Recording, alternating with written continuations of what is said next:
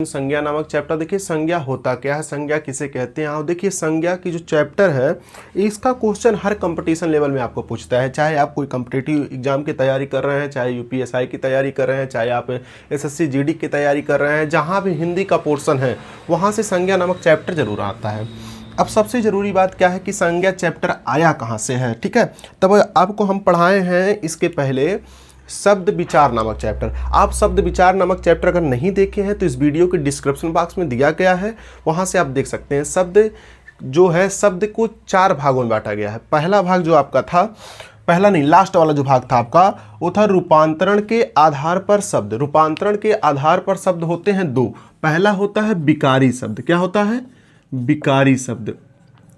विकारी शब्द में आपको विकारी शब्द को 4 भागों में बांटा गया, जिसमें पहला नंबर आपका आता है संज्ञा, ठीक। दूसरा नंबर आपका आता है विशेषण। दूसरा नंबर है आपका विशेषण। तीसरा चैप्टर इसमें जो पढ़ना था हमको वो था आपका सर्वनाम। चाहे सर्वनाम पहले कर दीजिए, इसको दूसरी जगह, ये दूसरा हो जाएगा, सर्वनाम दूसरा हो जाएगा, ये तीसरा हो जाएगा। चौथा आपका हो जाएगा इसमें क्रिया। ये 4 चैप्टर आपको पढ़ना है, किसमें? विकारी नामक शब्द में पढ़ना है। संज्ञा, सर्वनाम, विशेषण और क्रिया, ठीक। तो संज्ञा यहाँ से आया है, कहाँ से? विकारी शब्द से उत्पन्न हुआ है संज्ञा। इसीलिए कहते हैं ना कि संज्ञा वह विकारी शब्द है जिससे किसी व्यक्ति, वस्तु, स्थान का बोध करवाता है, उसे हम लोग संज्ञा कहते हैं, ठीक है। तो आप लोग कभी कभी देखे होंगे संज्ञा वह विकारी शब्द, इतना आप लोग देखे होंगे, हर बुक में देखते हैं। तो ये मतलब समझ में आया ना कि कहाँ से संज्ञा आया है? विकारी नामक चैप्टर से आया। विकारी मतलब कि शब्द रचना नामक चैप्टर से आया है। शब्द रचना में आपको 4 शब्द रचना कितने हैं? शब्द जो विचार है उसमें आपको 4 भागों में बांटा गया, जिसमें लास्ट वाला चौथा भाग है, चौथे भाग को 2 भागों में बांटा गया, जिसमें विकारी और अविकारी शब्द आते हैं, ठीक। इतना आपको समझ में आ गया। अगर वो वीडियो नहीं देखे हैं शब्द विचार वाला तो इस वीडियो के डिस्क्रिप्शन बॉक्स में दिया गया है, वहां से आपका क्लियर हो जाएगा कि कौन सा चैप्टर किस भाग से आया हुआ है, ठीक। तो वो वीडियो आप लोग जरूर देखिए, 10 मिनट का वीडियो है, शायद 10 मिनट से कम ही वीडियो है। उसको आप देखेंगे तो आपको अच्छे से समझ में आ जाएगा कि तो पर्यायवाची होता है, तद्भव, तत्सम, देशज, विदेशज, संकर और संज्ञा, क्रिया विशेषण, विशेषण, समुच्चय बोधक, संबंध बोधक, विस्मादि बोधक, ठीक है। जितने भी चैप्टर हैं कहाँ से आए हैं सब आपको क्लियर हो जाएगा उस एक वीडियो देखने से आपका। तो चलिए अब इसको हम शुरू करते हैं कि संज्ञा किसे कहते हैं। तो सबसे ध्यान देने वाली बात आपको है कि संज्ञा किसे कहते हैं। देखिए संसार में जिसका नाम है, संसार में जिसका नाम है वो संज्ञा है, ठीक है। आप लोग इसको जब पढ़ेंगे अंग्रेजी में इसको नाउन बोलते हैं, तो कहते हैं noun is the naming word, मतलब जिसका नाम है उसे संज्ञा कहते हैं। तो ऐसे ही समझ सकते हैं कि संज्ञा वह शब्द है, इसको हम लिखते हैं, ठीक। देखिए संज्ञा क्या है?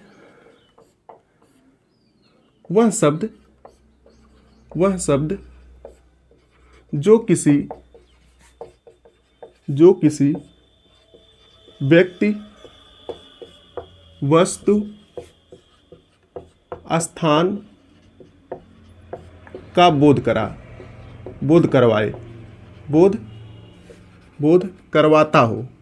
करवाता हो उसे संज्ञा कहते हैं, उसे संज्ञा कहते हैं, ठीक। अब देखिए सबसे जरूरी बात क्या है, आपसे क्वेश्चन कहाँ से पूछता है? आपसे यहाँ डिफिनेशन नहीं पूछेगा कि संज्ञा किसे कहते हैं, यहाँ से क्वेश्चन कैसे बनते हैं समझिएगा। अगर आप जैसे देखिए यूपीएसआई में क्वेश्चन पूछा गया था कि संज्ञा के मूल भेद कितने हैं? संज्ञा के मूल भेद। अब देखिए जब आपसे भेद केवल पूछेगा संज्ञा के कुल कितने भेद हैं, तब तो आप बताएंगे 5। अगर केवल आपके से भेद पूछा है तो आप बताइएगा 5। लेकिन अगर आपसे पूछ रहा है कि मूल भेद कितने हैं तो आप बताएंगे 2। अब देखिए 2 कौन कौन से होते हैं, ठीक है।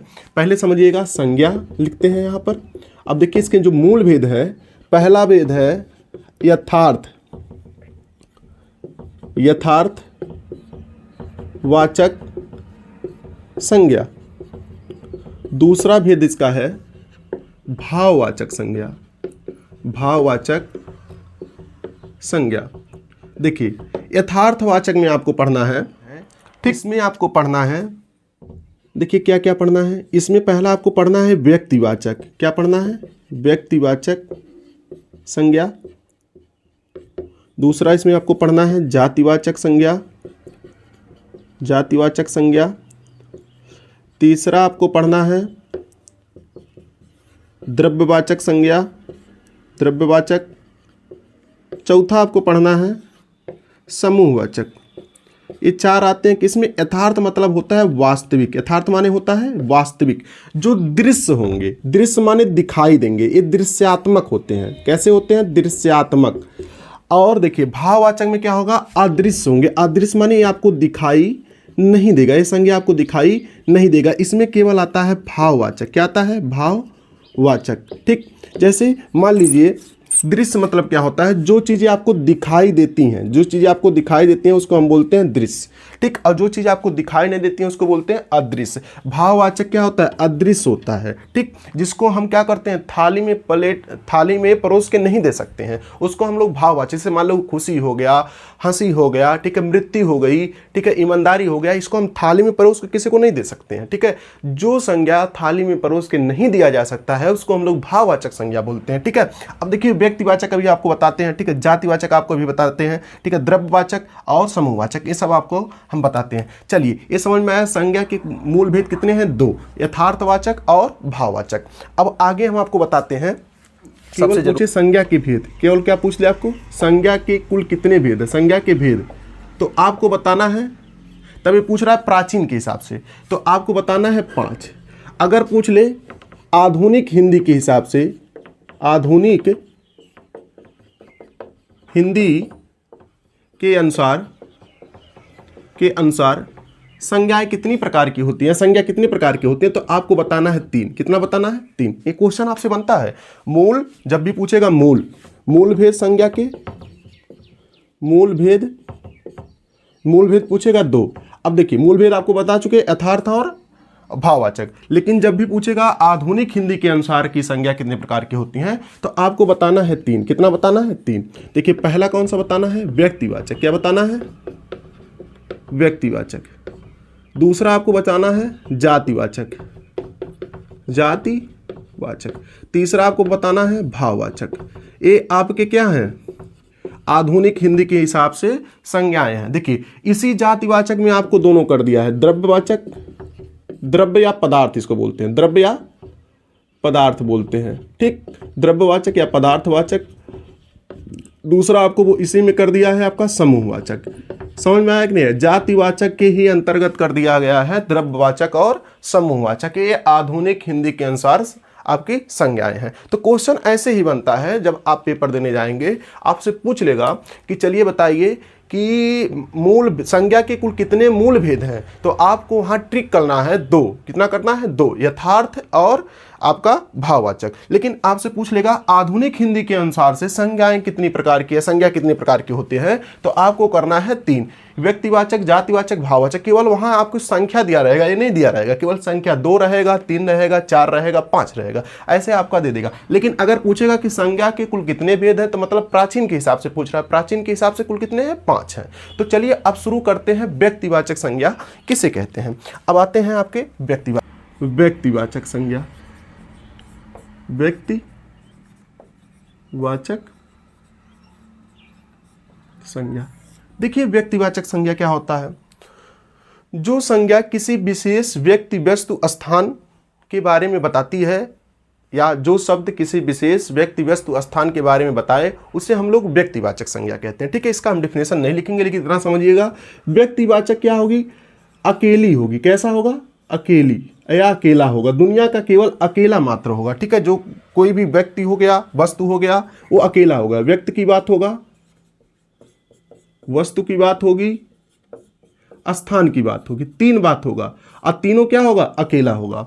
ठीक, अकेली होगी या अकेला होगा। ठीक, इधर देखो, एक ऐसा होता है दृश्य होगा, दृश्यात्मक होगा, मतलब देखने योग्य होगा। ठीक, इसका हम बहुवचन नहीं बना सकते हैं, बहुवचन नहीं होगा इसका, ध्यान रखना। ये चीजें आपको ध्यान रखना। कैसा होगा? ये दुनिया का अकेला होगा या अकेली होगी, या तो दृश्यात्मक होगा, और इसका हम बहुवचन नहीं बना सकते हैं किस? व्यक्तिवाचक संज्ञा की। ठीक है, अब व्यक्ति की बात होगी, मान लीजिए किसी का नाम है रमेश, किसी का नाम है सुरेश, किसी का नाम है महेश, ठीक है, किसी का नाम है गीता, किसी का नाम है रीता, किसी का नाम है सीता। तो जिसका भी नाम है वो अकेले व्यक्ति की बात हो रहा है। ये मत कहना कि सर जी कि इस नाम के कई लोग होते हैं, नहीं, यहाँ इसका मैटर नहीं है। यहाँ मैटर है कि उसी व्यक्ति के बारे में बात हो रही है, ठीक। जैसे मैं हूँ आशीष, तो आशीष सर आपको अभी हिंदी पढ़ा रहे हैं, तो मैं केवल खुद की बात कर रहा हूँ, ठीक है, समझ में आ रहा नहीं आ रहा, ठीक। तो जैसे कोई स्थान हो गया, स्थान में हम क्या कर सकते हैं, जैसे कह दूं लखनऊ, तो लखनऊ क्या है, दुनिया का अकेला शहर है, ठीक है। अब इसका हम बहुवचन भी नहीं बना सकते हैं, रमेश का भी बहुवचन नहीं बना सकते हैं, लखनऊ का भी बहुवचन नहीं बना सकते हैं। आई क्या है, दृश्यात्मक है, मतलब देखने योग्य है। जैसे मैं किसी का स्थान हो गया आपका लखनऊ, वस्तु में आप कुछ भी कह सकते हैं, वस्तु में ऐसा लेंगे जैसे कोई भी किताब का नाम हो गया, ठीक है।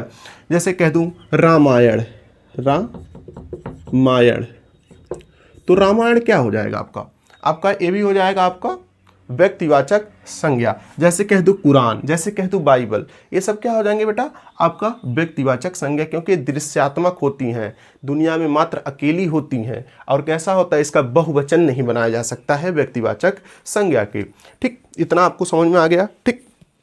आगे बहुत सारे एग्जाम्पल हैं, जैसे किसी देश का नाम हो गया, जैसे देश मतलब जैसे कह दूं भारत, सबसे बढ़िया एग्जाम्पल है भारत। भारत दुनिया का क्या है, सबसे अकेला देश है, मतलब क्या है, इसके जैसे और भारत कोई है नहीं। नेपाल, पाकिस्तान, भूटान, जापान, अमेरिका, उत्तरी अमेरिका, ठीक है, दक्षिणी अमेरिका, ठीक है, कई सारे नाम ऐसे हैं, ठीक।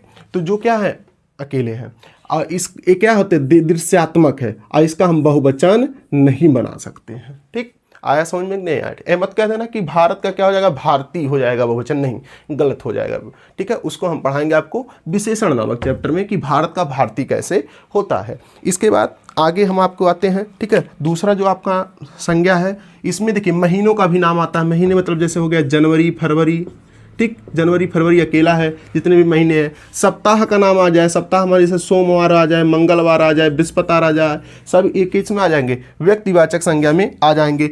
पर्वतों का नाम आ जाए, पर्वतों का नाम जैसे हिमालय, हिमालय, ठीक, ये सब क्या हो जाएंगे, आपके व्यक्तिवाचक हो जाएगा। जैसे सतपुड़ा, ये सब क्या है, पर्वतों का नाम है। इसके बाद हम आगे आपको बताते हैं, ठीक। महासागरों का नाम आ जाए, ठीक, महासागर जैसे हिंद महासागर, प्रशांत महासागर, अटलांटिक महासागर, ये सब क्या हो जाएंगे, व्यक्तिवाचक आपकी संज्ञा हो जाएगी, ठीक। अब जातिवाचक संज्ञा किसे कहते हैं, सबसे जरूरी बात इसमें आपको ध्यान देना होगा। जातिवाचक जो संज्ञा होती है कि जिसके जैसे और हो, जिसके जैसे और हो, ये ध्यान रखना होगा, जिसके जैसे, जिसके जैसे और हो। यह कैसा होगा, दृश्यात्मक होगा, मतलब दृश्य दिखाई देने वाला होगा। लेकिन इसका क्या होगा, बहुवचन बनाया जा सकता है, इसका बहुवचन क्या होगा, बनाया जा सकता है, बहुवचन बनाया जा सकता है, ये ध्यान रखना होगा। देखिए, जो किसी जाति या उपजाति का बोध कराता है उसे हम लोग जातिवाचक संज्ञा कहते हैं। जो शब्द किसी जाति या उपजाति का बोध कराए उसे हम लोग जातिवाचक संज्ञा कहते हैं। अब देखिए, जातिवाचक क्या होता है, जो किसी नस्ल का बात करता हो, जो किसी जात की बात करता हो, जो किसी उपजात की बात करता है, उसे हम लोग बोलते हैं जातिवाचक संज्ञा, मतलब जिसके जैसे। और जैसे मैं कह दूं अध्यापक, मैं क्या हूं, एक अध्यापक हूं, तो यहाँ अध्यापक शब्द क्या हो जाएगा, जातिवाचक, क्योंकि एक अध्यापक तो कई सारे हैं, हमारे जैसे कई सारे अध्यापक हैं, लेकिन मैं कह दूं उस अध्यापक में मेरा नाम है आशीष मिश्रा, तो मैं आशीष मिश्रा क्या हो जाऊंगा, व्यक्तिवाचक हो जाएगा। समझ में आ रहा है नहीं आ रहा, ठीक है। अब देखिए, कई सारे एग्जाम्पल मैं आपको बताता हूं। जैसे कह दूं लड़का, जैसे कह दूं लड़का, तो लड़का आपका क्या हो जाएगा, आपका हो जाएगा जातिवाचक, ठीक, क्योंकि लड़के जैसे कई लड़के होते हैं, लड़का दिखाई भी देता है, लड़का का बहुवचन भी बनाया जा सकता है, ठीक। जैसे कह दूं लड़की, तो लड़की जैसी कई लड़की होती हैं, ठीक है, लड़की का बहुवचन भी बनाया जा सकता है। जैसे कह दूं अध्यापक, अध्यापक जैसे कई अध्यापक होते हैं, ठीक। जैसे कह दूं राक्षस, तो राक्षस शब्द भी क्या है, जातिवाचक, राक्षसों जैसे कई राक्षस होते हैं, ठीक। इसके बाद जैसे कह दूं जुलाहा, जुलाहा भी क्या है, आपका जातिवाचक संज्ञा है। देखिए, एक चीज और ध्यान रखिएगा, जैसे कह दूं बाजार, बाजार और मेला दो चीजें होती हैं, बाजार और मेला। एक क्वेश्चन पूछा गया है देखिए बाजार आपका है जातिवाचक, क्योंकि बाजार जैसे कई सारे बाजार होते हैं, लेकिन मेला आपका जातिवाचक नहीं है। मेला आपका हो जाएगा समूहवाचक। क्या हो जाएगा? समूहवाचक। ये ध्यान रखिएगा, क्वेश्चन पूछा गया है यूपीएसआई में, ठीक है। जातिवाचक क्या है आपका? बाजार। बाजार जैसे कई सारे बाजार होते हैं, ठीक है, बाजार जैसे कई सारे बाजार होते हैं, तो इसको हम लोग ध्यान रख लेंगे कि बाजार जो है आपका जातिवाचक है, लेकिन मेला आपका क्या है? आपका समूहवाचक है। ये चीज़ें आपको ध्यान में रखना होगा, ठीक। अब आगे आते हैं आपको, ठीक, इसको मिटकाते हैं थोड़ा सा। इसके बाद जैसे कह दूँ कलम, कलम भी क्या हो जाएगा आपका? जातिवाचक, क्योंकि कलम जैसे कई सारे कलम होते हैं। अभी आपको समझाएंगे जाति और व्यक्तिवाचक में अंतर क्या है, ठीक है। जैसे आपका क्या हो जाएगा? नर, नर माने पुरुष, मादा, ये सब क्या हो जाएंगे? जातिवाचक। इसके बाद कई सारे एग्जाम्पल आपके हो जाएंगे जो जिसके जैसे और लोग हों उससे हम लोग बोलते हैं जातिवाचक। इतना आपको ध्यान रखना होगा। अब देखिए अगर ये जातिवाचक है, इसको हमें व्यक्तिवाचक बनाना होगा, तो हम क्या करेंगे, ठीक है। जातिवाचक से व्यक्तिवाचक कैसे बनता है, ठीक, ध्यान से समझिएगा। जातिवाचक संज्ञा से व्यक्तिवाचक कैसे बनाते हैं? जैसे मैं क्या हूँ? लड़का हूँ। मैं क्या हूँ? लड़कों की जाति से बिलोंग करता हूँ, तो लड़का शब्द क्या हो जाएगा? जातिवाचक। लेकिन उस लड़कों में किसी का नाम है मोहन, जैसे कोई लड़का है, लड़के का हमने नाम रख दिया मोहन, तो मोहन क्या हो जाएगा? व्यक्तिवाचक। लड़की है, लड़की का हमने नाम रख दिया, ठीक है, जैसे रख दिया सुंदरी, तो सुंदरी क्या हो जाएगा? आपका जातिवाचक। जैसे अध्यापक है, अध्यापक में हमने नाम रख दिया, अपना नाम ही रख देता हूं आशीष, ठीक, तो आशीष क्या हो जाएगा? आपका आपका व्यक्तिवाचक। क्या हो जाएगा? व्यक्तिवाचक। मतलब जातिवाचक है लड़का, अब मोहन क्या हो जाएगा? लड़का का नाम रख दिया तो क्या हो जाएगा? व्यक्तिवाचक। लड़की क्या है? जातिवाचक शब्द, लेकिन अगर उसका नाम रख दूं सुंदरी या कुछ भी नाम रख दूं तो क्या हो जाएगा? व्यक्तिवाचक। अध्यापक क्या है? अध्यापक आपका है जातिवाचक, लेकिन उसका नाम रख दूं तो क्या हो जाएगा? व्यक्तिवाचक। ये चीजें आपको ध्यान रखना होगा।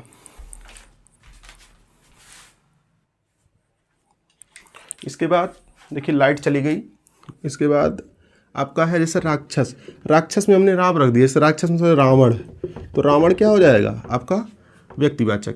ये राक्षस शब्द क्या हो जाएगा? जातिवाचक। जैसे बाजार, बाजार में आपको अपने हिसाब से नाम रख सकते हैं, गांव के हिसाब से उसका नाम पड़ जाता है, ठीक है, कई सारे बाजारों का।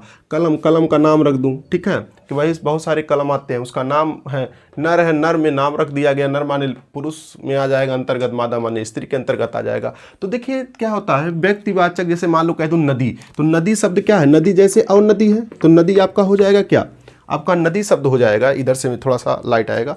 नदी शब्द क्या हो जाएगा आपका? ये हो जाएगा जातिवाचक, क्योंकि नदी जैसे और नदी है। लेकिन नदी में कह दूं गंगा नदी, तो गंगा इसका नाम पड़ गया ना, तो गंगा नदी क्या हो जाएगा आपका? व्यक्तिवाचक। गंगा नदी, गोदावरी, नर्मदा, सिंधु, कावेरी, ये सब क्या हो जाएंगे? आपके व्यक्तिवाचक, जो नाम पड़ गया। जैसे कह दूं आपका, कह दूं आपका बैल, क्या कह दूं? बैल, तो बैल क्या हो जाएगा आपका? जातिवाचक, क्योंकि बैल के जैसे और बैल होते हैं, लेकिन मैंने बैल का नाम रख दिया, ठीक है, तो बैल का नाम रख दूंगा तो क्या हो जाएगा? आपका व्यक्तिवाचक हो जाएगा, ठीक, इसका नाम मैं रख दूं, ठीक। जैसे कह दूं हाथी, तो हाथी क्या हो जाए? हाथी जैसे कई सारे हाथी होते हैं, लेकिन मैं इसका नाम रख दूं, ठीक है, गजानन, तो आपका गजानन क्या हो जाएगा? गजानन आपका हो जाएगा व्यक्तिवाचक, ठीक। समझ में आ रहा नहीं आ रहा? ठीक है, तो मतलब जिसके जैसे और चीज़ें हैं। जैसे कह दूं पहाड़, तो पहाड़ शब्द क्या हो जाएगा आपका? पहाड़, पहाड़ शब्द आपका हो जाएगा जातिवाचक, क्योंकि पहाड़ जैसे कई सारे पहाड़ होते हैं, लेकिन पहाड़ में कह दूं हिमालय पहाड़, सतपुड़ा पहाड़, तो ये सब क्या हो जाएंगे? आपके व्यक्तिवाचक, ठीक है। समझ में आया जातिवाचक और व्यक्तिवाचक में अंतर क्या है, ठीक है। समूहवाचक संज्ञा, देखिएगा समूहवाचक संज्ञा होता क्या है। इसमें सबसे जरूरी बात यह है कि ऐसी संज्ञा या ऐसा शब्द जो किसी की बहुलता या किसी समूह या किसी समुदाय की बात करता हो, उसे हम लोग बोलते हैं समूहवाचक संज्ञा। देखिए हमें इसका काला डेफिनेशन नहीं याद करना है, केवल इसके एग्जाम्पल्स हमको ध्यान में रखना है। देखिए समूह से आपको ध्यान रखना होगा कि जो किसी समुदाय की बात करता हो, किसी की बहुलता का बात करता हो, या किसी कि अत्यधिक भीड़ की बात करता हो, या एक से अधिक लोगों की बात करता हो, तो उसी को हम लोग बोलते हैं समूहवाचक संज्ञा। अब देखिए समूहवाचक संज्ञा में क्या क्या चीज़ें आएंगी। इसमें सबसे ध्यान देने वाली बात है इसके एग्जाम्पल में कि यह जो होगा ना, जैसे कह दूँ सेना, यहाँ एक लोगों की बात नहीं होगी, हमेशा एक से अधिक लोगों की बात होती है। तो क्या सेना किसी एक व्यक्ति से मिलकर बनता है? नहीं। ध्यान से सुना, ये मत ऐसा मत समझ लेना कि मैं अकेला खड़ा हूँ या मैं अकेला हूँ तो मैं सेना हूँ। नहीं नहीं, एक लोगों की बात इसमें नहीं होगा, एक से अधिक लोगों की बात होती है। किसमें? एक से अधिक लोगों की बात होगी इसमें, एक से अधिक लोगों की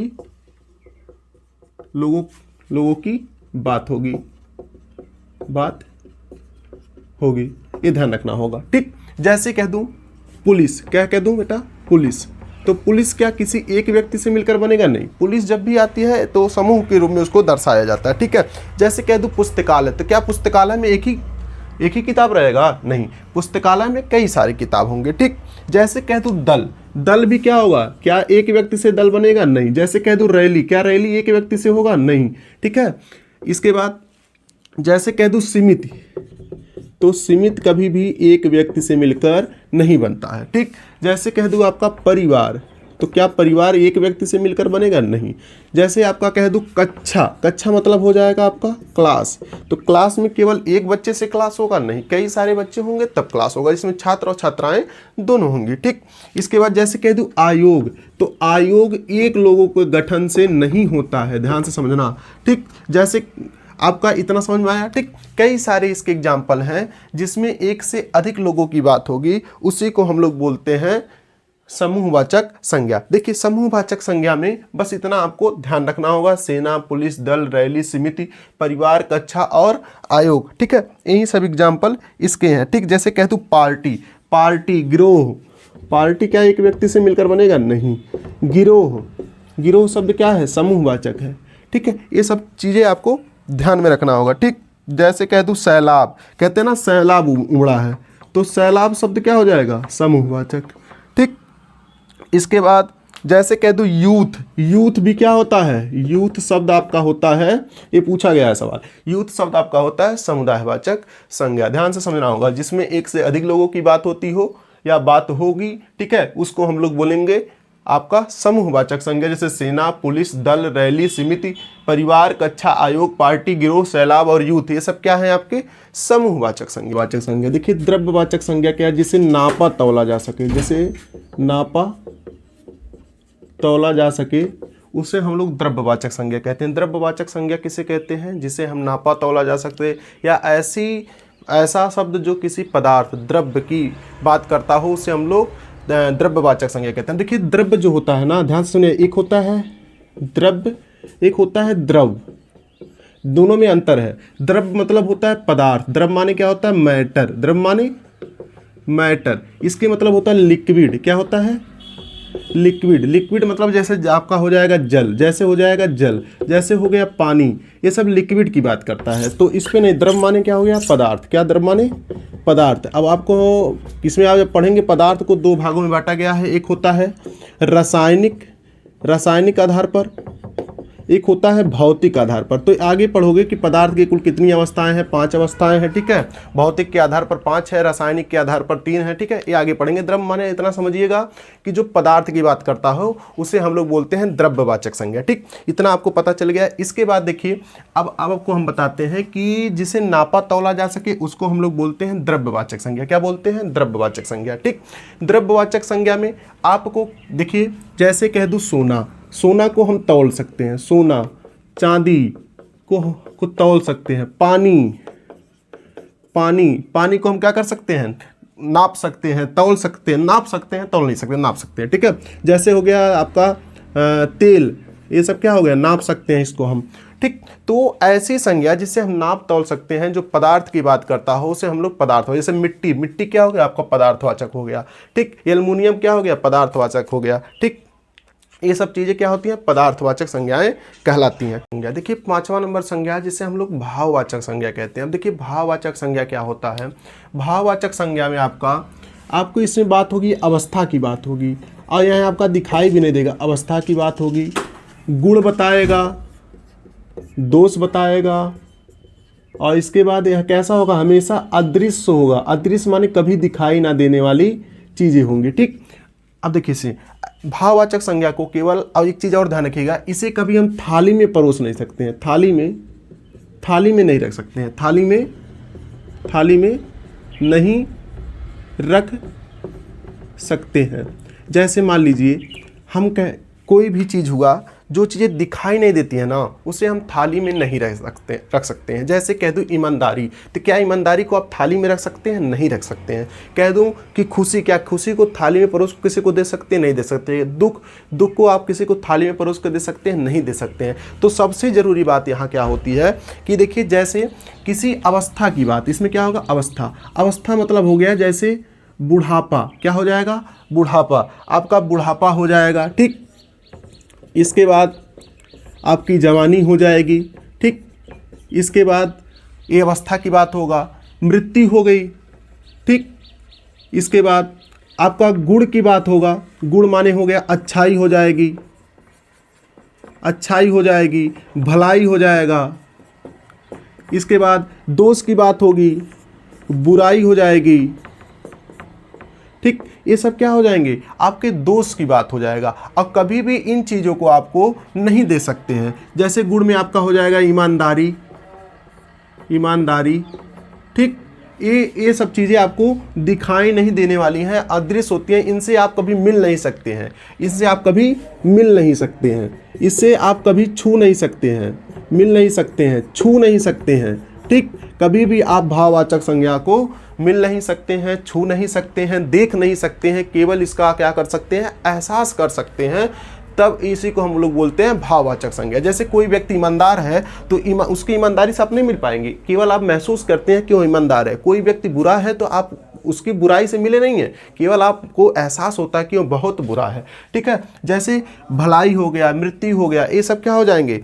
आपका भाववाचक। जैसे हर्ष हो गया, हर्ष माने क्या होता है? हर्ष माने आपका होता है खुशी, हर्ष हो जाए, उल्लास हो जाए, ठीक। इसके बाद बचपन हो जाए, ठीक है, मोटापा हो जाए, ये सब क्या होते हैं आपके? जैसे देखिए, अब एक चीज़ और हम आपको बता रहे हैं। जैसे कह दूँ मिठाई, तो मिठाई आपका हो जाएगा जातिवाचक। मिठाई क्या हो जाता है? जाति, क्योंकि मिठाइयों और मिठाई या मिठाइयाँ कि जैसे और संज्ञाएं होती, और चीज़ें होती हैं। लेकिन मिठाई का जब हम बनाएंगे भाववाचक तो हो जाएगा मिठास। क्या हो जाएगा? मिठास। जैसे हो गया खटाई, तो खटाई आपका भाववाचक नहीं होगा, खटास आपका होगा भाववाचक संज्ञा। तो अब देखिए, भाववाचक बनाने के लिए 4 चीज़ों पर निर्भर होता है। जैसे आपका क्या करेंगे? जातिवाचक से भाववाचक बनाना, विशेषण से भाववाचक बनाना, क्रिया से भाववाचक बनाना, और इसके बाद अव्यय से भाववाचक बनाना। इन 4 चीज़ों से आप भाववाचक बना सकते हैं, ठीक है। जैसे मान लीजिए आपका हो गया, अगर हम इसका देखो, बुढ़ापा आया है ना, बुढ़ापा आया है आपका बूढ़ा शब्द से। किससे आया है? बूढ़ा शब्द से। तो बूढ़ा शब्द आपका हो जाएगा जातिवाचक, ठीक है, ठीक है। और ये बुढ़ापा हो जाएगा आपका भाववाचक, ठीक। इसके बाद कई सारे, जैसे मित्र हो गया, तो मित्र क्या हो जाएगा? आपका जातिवाचक। मित्र क्या हो जाएगा? मित्र शब्द आपका है जातिवाचक, जातिवाचक, क्योंकि मित्र के जैसे और मित्र होते हैं। लेकिन अगर इसको हमें बनाना होगा तो भाववाचक तो हो जाएगा मित्रता। मित्रता क्या हो जाएगा? भाववाचक। मित्रता आपको दिखाई नहीं देता है, केवल एहसास कर सकते हैं, ठीक है। ये हो गया आपके जातिवाचक से बनाने वाले। जैसे विशेषण से आप बना सकते हैं विशेषण, जैसे गर्म, तो गर्म क्या है? गर्म आपका विशेषण है। गर्म क्या है? गर्म क्या है? विशेषण। विशेषता बता रहा ना, लेकिन गर्म से हम क्या बना सकते हैं? भाववाचक, गर्मी हो जाएगा, ठीक है। ऐसे करके आप लोग बना सकते हैं। क्रिया से कैसे बना सकते हैं भाववाचक? जैसे क्रिया होता है आपका चढ़ना। चढ़ना माने क्या हो जाएगा? क्रिया, चढ़ना। तो चढ़ना से क्या हो जाएगा? चढ़ाई, ठीक। समझ में आ रहा है? क्रिया से बना सकते हैं, ठीक। इसके बाद सर्वनाम से बना सकते हैं। सर्वनाम जैसे अपना। अपना क्या है? सर्वनाम। अपना माने, अपना क्या है? सर्वनाम है। लेकिन इसका भाववाचक बनाना होगा तो अपनापन हो जाएगा भाववाचक, ठीक। इतना चीज़ आपको समझ में आया? मतलब आप 4 चीज़ों से बना सकते हैं, 4 या 5 चीज़ों से आप भाववाचक बना सकते हैं। जैसे जातिवाचक संज्ञा से, विशेषण से बना सकते हैं, सर्वनाम से बना सकते हैं, क्रिया से बना सकते हैं और अव्यय से बना सकते हैं। इन 5 चीज़ों से आप क्या कर सकते हैं? भाववाचक संज्ञा बना सकते हैं, ठीक है। इसके बारे में हम पूरा विस्तार बताएंगे कि मतलब कैसे आप इन भाववाचक संज्ञा बना सकते हैं। तो आपका संज्ञा नामक चैप्टर यहाँ खत्म होता है। इसके बाद मैं आपको अगला चैप्टर जो आपका है संज्ञा के बाद सर्वनाम, वो आपको पढ़ाऊंगा। बहुत बहुत धन्यवाद। वीडियो अच्छा लगा तो चैनल को सब्सक्राइब करिए, वीडियो को लाइक करिए और हमारे चैनल को ज़्यादा से ज़्यादा अपने मित्रों में शेयर करिए।